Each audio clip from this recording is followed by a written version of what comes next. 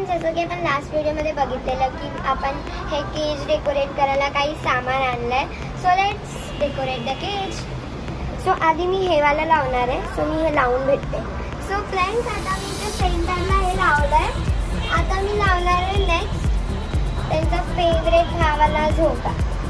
So आपण हा लावूयात आता.